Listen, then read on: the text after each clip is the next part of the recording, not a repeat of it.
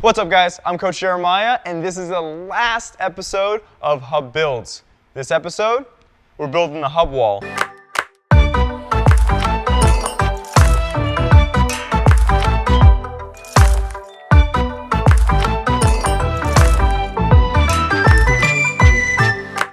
So this bad boy over here is the hub wall, and this whole episode is going to be dedicated to kind of the process of how we went from conceptualizing the hub wall all the way to finishing and then finally jumping on and figuring out how to actually use this thing. There's just so much stuff to do on this wall. It's a great dyno wall. It's a great tic-tac wall. It's just fun to climb across. There's endless possibilities, and once you add modular obstacles into the mix of that, it just makes this is one of the most useful obstacles we've ever built. It's amazing. So we started off the project by doing a complete demolition of the old wall that used to be here. Some of the problems that came up were some electrical wiring and plumbing that was back here that we had to plan around and make sure that we didn't damage, so that obviously we could have bathrooms running and water running and things like that. But after we got through that process of demolition, we cleaned up and we were ready to get started with the actual framing and cutting of wood.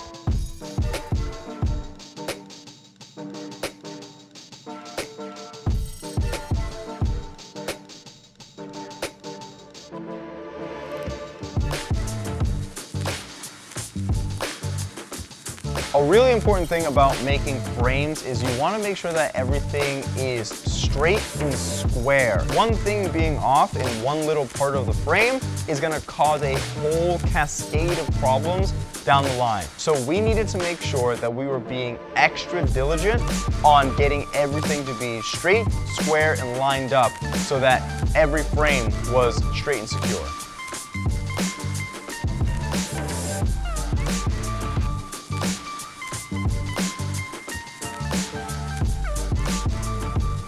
We used an astronomical amount of plywood for this build. And once we had the faces up, everything was now a nice, tight, solid obstacle for us to actually use.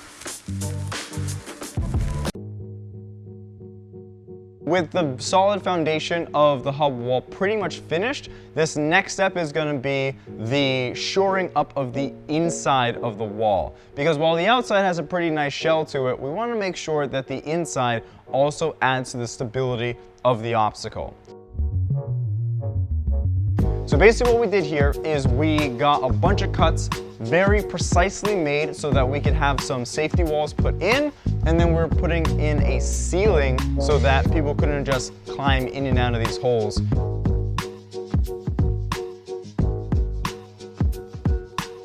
And while we did get a lot of the screws in on the facing, just to be sure, we put a little bit of extra screws in there, again, to dampen a lot of the noise, but also to add to the structural stability of this overall obstacle.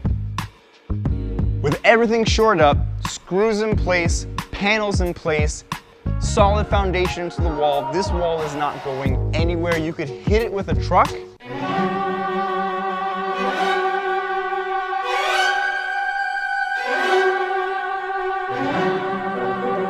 Now it's time for us to jump on this wall and see what this wall is actually capable of.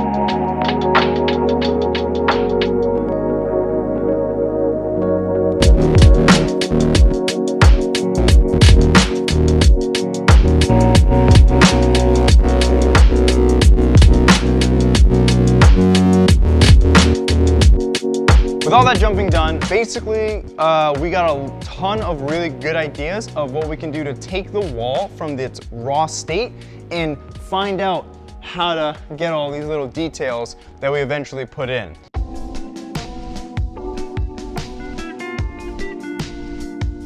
Now, putting in the bars is a 2.5-man job. That means Dylan, Sam, and you can't forget Harley.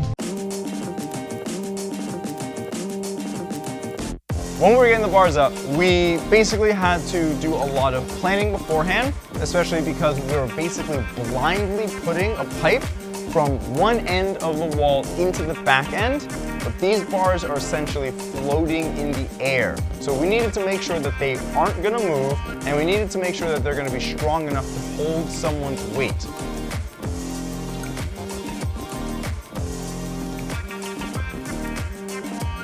Now that we got the process down for how the bars are gonna go into the wall, basically it was just time to move on to number 2 and get that done.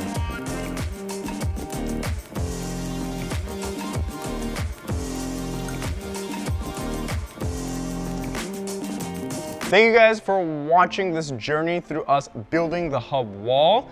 Honestly, this is one of the most ambitious projects we've ever worked on. This is definitely the largest single obstacle in the gym. Plus, it's got our good old-fashioned logo on it.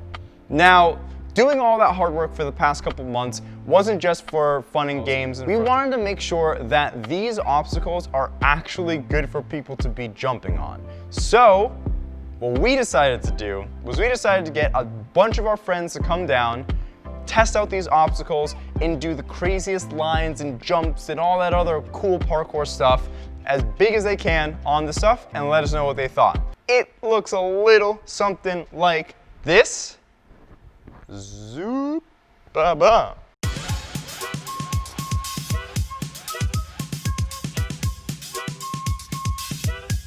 So stay tuned next week. We are going to show you guys what that video looks like. Thank you guys for watching.